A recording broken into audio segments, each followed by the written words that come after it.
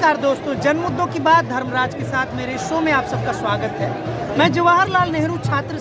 संघ का चुनाव के बारे में आपसे बातचीत करने आया हूँ। जवाहरलाल नेहरू यूनिवर्सिटी का ऐसे लॉन में मैं खड़ा हूँ, इधर SIS लॉन भी आप चाहें तो कह सकते हैं। अभी JNU-SU 2024 का चुनाव का परिणाम आ गया, जिसमें यूनाइटेड लेफ्ट पैनल के 3 उम्मीदवार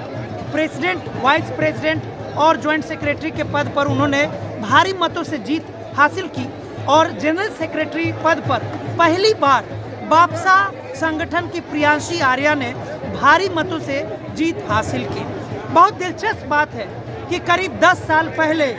स्थापित बापसा संगठन से जब लोग चुनाव लड़ते थे तो किसी को उम्मीद नहीं था कि जवाहरलाल नेहरू यूनिवर्सिटी जैसे यूनिवर्सिटी में पोस्टर पर्चे की राजनीति करते हुए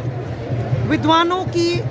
के बीच अपने डिस्कोर्स को स्थापित करके प्रियांशी आर्या चुनाव जीत सकती है। अगर हम कहें तो बहुजन कम्युनिटी की प्रियांशी आर्या को 10 साल लग गए बहुजन विचारधारा के साथ आज इस मुकाम पर पहुंचने में। आप सोच सकते हैं कि भारत के लिए यह कितना बहुत बड़ी खबर हो सकती है। क्योंकि जहां पे 4 पोस्ट है जवाहरलाल नेहरू यूनिवर्सिटी में सेंट्रल पैनल में, president, vice president, general secretary और ज्वाइंट सेक्रेटरी, इन दोनों पदों पर 2 बहुजन समाज के आने वाले संघर्षशील लोगों की ही जीत हुई है। कॉमरेड धनंजय जो आयसा के हैं वे भी बहुजन समाज से आते हैं और प्रियांशी आर्या भी बहुजन समाज से आती हैं। भारत देश की राजनीति की तरफ अगर हम देखेंगे तो जवाहरलाल नेहरू यूनिवर्सिटी की राजनीति काफ़ी परिपक्व नज़र आती है, क्योंकि जवाहरलाल नेहरू यूनिवर्सिटी के छात्रों ने अपने इंटेलेक्चुअलिज्म का सबूत दिया है जब उन्होंने स्ट्रगल करने वाले छात्रों को, अपने छात्रों के मुद्दे पर लड़ने वाले छात्रों को वोट किया है, जबकि दोनों लोग बहुजन समाज से आते हैं। JNU ने साफ साफ ये संदेश दिया है कि जो भी जनता के लिए बोलेगा, छात्रों के लिए बोलेगा, लड़ेगा, उसे जनता आगे बढ़ाएगी और उनके नेतृत्व को स्वीकार करेगी। लेकिन पूरे भारत देश में स्थिति बिल्कुल इसके विपरीत है। जिस देश में करीब 30 से 35% अकेले अनुसूचित जाति के लोग, SC कम्युनिटी के लोग होते हैं, उस देश में इतने राज्यों में से एक राज्य के भी मुख्यमंत्री SC समाज से नहीं आते हैं। पूरे देश के लिए चिंता का विषय है। हालांकि हम सभी जानते हैं कि जहां पे डोमिनेंट समाज से आने वाले लोग 4 के 4 पदों पर भी जीतते रहे हैं। जवाहरलाल नेहरू यूनिवर्सिटी वैसे एलीट यूनिवर्सिटी मानी ही जाती है, जहां एक ज़माने में 90 के दशक में कहा जाता था कि वे सारे प्रेसिडेंट जो चुनाव लड़ते थे सारे अंग्रेज़ी में भाषण देते थे। लेकिन 90 के दौर में पूरे देश की राजनीति बदली और नॉर्थ इंडिया के स्टूडेंट्स का रिप्रेजेंटेशन भी बढ़ा और आम लोगों की भाषा में बात करना JNU के लोगों की भी मजबूरी हो गई। ये वही दौर था जब कॉमरेड चंदू जैसे लोग जो नॉर्थ इंडिया से, बिहार से आते हैं, लेकिन उन्होंने अपनी राजनीति से JNU में साबित किया कि बहुजन समाज की राजनीति पर बात किए बगैर देश की बात नहीं की जा सकती है। बहरहाल JNU राजनीति पे जब बात होती है तो बहुत सारी बातें निकल के आती हैं, लेकिन सबसे बड़ी बात यह है कि जिस जवाहरलाल नेहरू यूनिवर्सिटी पर भाजपा सरकार में सबसे ज़्यादा तीखे हमले हो रहे हैं, JNU की लड़कियों को भद्दी गालियों से नवाजा जाता है, JNU के छात्रों को देशद्रोही कहा जाता है, उन्हें एंटी नेशनल बताया जाता है, उस JNU के छात्रों ने दिखा दिया है कि JNU के छात्र बिल्कुल वैसे ही भारतीय छात्र हैं जो जॉब पर बात करना चाहते हैं, शिक्षा पर बात करना चाहते हैं, शिक्षा पर कितना %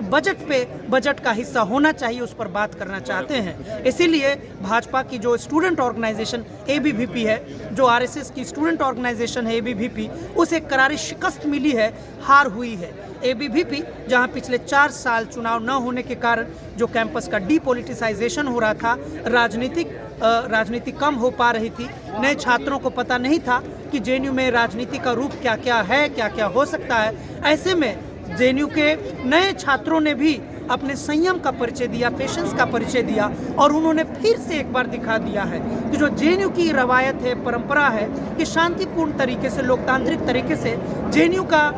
चुनाव कराया जा सकता है, एक विश्वविद्यालय का चुनाव कराया जा सकता है। ऐसे में यह बहुत ही खुशी की बात है कि शांतिपूर्ण तरीके से JNU का चुनाव 4 साल बाद भी संपन्न हो गया और चारों सीट पर जो सेंट्रल पैनल पे जो जीत हुई है, सारे स्ट्रगल करने वाले छात्रों की जीत हुई है। हम आगे आगे देखते हैं। जेएनयू में जो लोग पुराने लोग जानते हैं कि प्रशासनिक भवन में प्रोटेस्ट होता था। प्रशासनिक भवन में जब पुराने vice chancellor M Jagadesh Kumar VC बनकर आए थे, तो उन्होंने न केवल उस जगह को छात्रों से छीन लिया,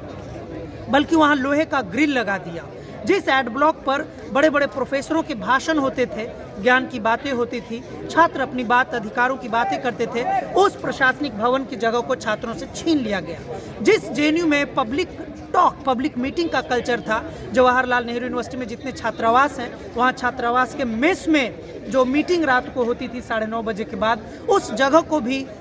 एम जगदेश कुमार के आने के बाद से छीन लिया गया था। ऐसे तमाम बहुत ही महत्वपूर्ण मुद्दे हैं जो नए छात्रों को शायद पता न हो, लेकिन संभव है कि जिस प्रकार से संघर्ष करता हुआ यूनियन जीत के आया है, प्रचंड जीत दर्ज की है, उम्मीद है कि जो पुरानी परंपरा है पढ़ने पढ़ाने की, लिखने की, और खुलकर सभी छात्र संगठन और व्यक्तिगत छात्र एक दूसरे की आलोचना करते थे और बहुत ही हेल्दी तरीके से स्वस्थ रख कर, स्वास्थ्य मतलब कि हेल्दी क्रिटिसिज्म करते थे, खुलकर आलोचना करते थे, और कटुता कहीं भी फिर भी नहीं हो पाती थी। दो प्रतिद्वंदी जेएनयू में साथ में चाय पी सकते हैं और अपनी बात एक दूसरे के खिलाफ कह सकते हैं, फिर भी मित्र बने रह सकते हैं। पूरे देश में यह छात्र राजनीति का एक उदाहरण तो है ही। मैं जेएनयू के छात्रों को अपने चैनल दैनिक अम्बेडकर की तरफ से शुभकामनाएं पेश करता हूं, उन्हें बधाई देता हूं कि 4 साल बाद जो जेएनयू की राजनीति बंद हो गई थी, फिर से वह राजनीति पुनर्जीवित हुई है,